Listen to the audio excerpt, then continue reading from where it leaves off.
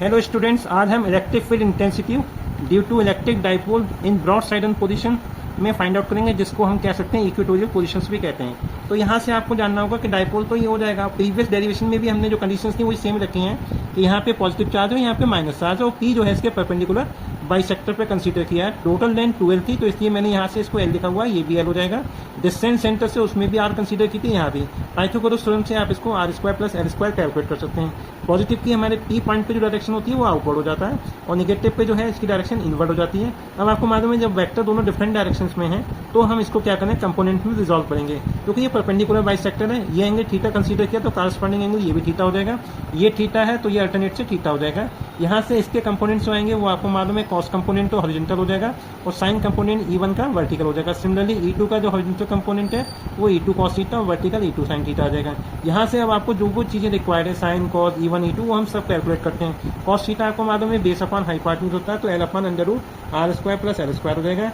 E1 के मतलब हो जाएगा charge upon square of distance, यानी E1 equal to 1 upon 4 pi epsilon naught के Q अपॉन AP स्क्वायर। तो AP की वैल्यू आपको मालूम है under root R square plus L square है, तो जब स्क्वायर करेंगे हम तो ये अंडर रूट कैंसिल आउट हो जाएगा, यानी R square plus L square होगा। सिमिलरली E2 की वैल्यू हमारे पास 1 अपॉन 4 पाई एप्सिलॉन नॉट के Q अपॉन BP स्क्वायर आएगा।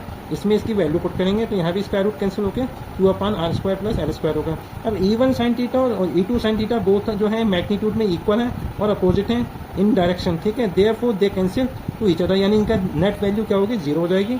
Now the net electric field intensity due to horizontal component जो आएगी एट पॉइंट P वो क्या हो जाएगा, EP equal to E1 cos theta plus E2 cos theta. यहाँ से cos थीटा कॉमन आ जाएगा, E1 प्लस E2 की वैल्यू हमने पुट करनी है तो डबल हो जाएगी, यानी यहाँ पे 2Q आ जाएगा। तो ये R square plus square, cos की वैल्यू हम बता चुके हैं ऊपर, यहाँ से L upon under root R square plus L square, तो हाफ और 1 मिलकर 3/2 हो जाएगी। सेम बेस पे पावर ऐड हो जाती हैं और Q इंटू 12 को P लिख सकते हैं। तो ये आपका 1 अपॉन 4 पाई एप्सिलॉन नॉट के P upon R square plus L square whole raise to the power 3/2 हो जाती है, जिसको हम फर्दर डायपोल की लेंथ से अगर हम कंपेयर करें कि L is very very small less than R, that is L square is nearly equal to 0, we get EP equal to 1 upon 4 pi epsilon naught के P अपॉन आर क्यूब। हाँ 2P upon R cube आया था, यहाँ पे P upon R cube. जो last point इस chapter का है वो ये है torque acting on electric dipole placed in uniform electric field. Electric field lines को मैंने हॉरिजॉन्टल से ड्रॉ किया, यहाँ पे एक डाइपोल प्लेस किया, ये प्लस चार्ज है और ये आपका एक माइनस चार्ज है, ठीक है। इनका जो है हमारे पास angle with the direction of electric field dipole का थीटा कंसीडर किया है। और प्लस चार्ज से जो फोर्स आएगा वो F इक्वल टू Q आएगा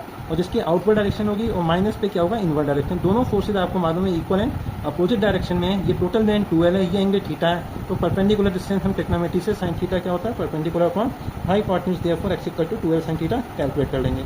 अब आपको मालूम है टॉप निकालने के लिए फोर्स रिक्वायर्ड होता है, उनका बीच का सेपरेशन, तो x निकाल चुके हैं, ठीक है। तो इसमें लिखने के लिए आपको यही होगा कि consider electric dipole AB of length 2L, the force acting on the ends are equal in magnitude and opposite in direction.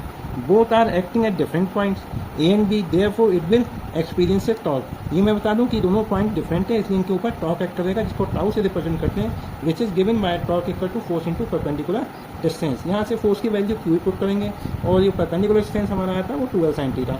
यहाँ से Q और 2L एक ब्रैकेट में कंसीडर करेंगे और E साइन थीटा को बाहर रखेंगे। 2 इंटू 12 को हम P लिख सकते हैं और यहाँ पे E साइन थीटा होगा, तो tau equal to P sine theta. जब when theta equal to 90 degree, sine 90 becomes 1, therefore tau maximum equal to P।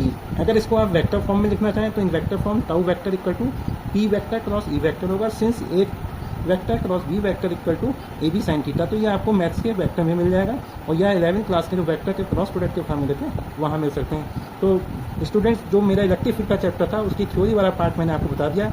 Next topic में मैं इसके न्यूमेरिकल सुपर पोजिशंस पे और जो इंडिविजुअल टॉपिक्स हैं उन पे आपको एक्सप्लेन करके बताऊंगा। वीडियो आपको अच्छा लगे तो इसको एक बार लाइक और सब्सक्राइब जरूर करें। Thank you once again.